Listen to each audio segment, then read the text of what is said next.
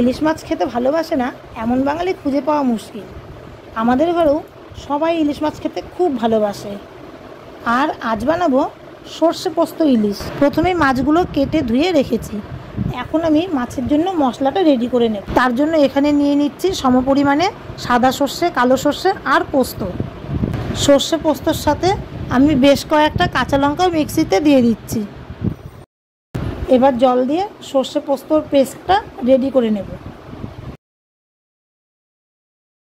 এবার মাছগুলোতে নুন, হলুদ, শুকনো লঙ্কার গুঁড়ো, সর্ষে পোস্তর পেস্ট আর সর্ষের তেল দিয়ে ভালো করে মেখে নেব।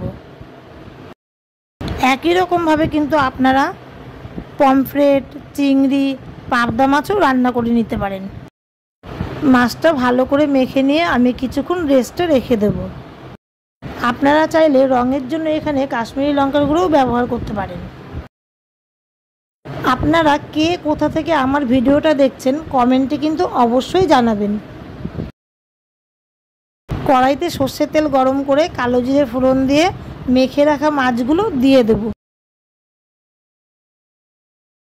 সামান্য একটু নেড়ে চেড়ে ঢাকা দিয়ে রান্না করে নেব।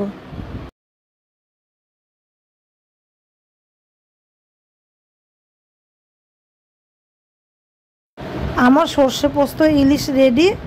এবার কয়েকটা চেরা কাঁচা লঙ্কা আর সর্ষের তেল দিয়ে নামিয়ে নেব। গরম ভাতের সাথে যদি ইলিশের এই রেসিপি থাকে তাহলে আর অন্য কিছু রান্না করার দরকার নেই। এক থালা ভাত এই দিয়েই খাওয়া হয়ে যাবে। এরকম আরও রেসিপি পেতে হলে আমার চ্যানেলটি সাবস্ক্রাইব করতে ভুলবেন না।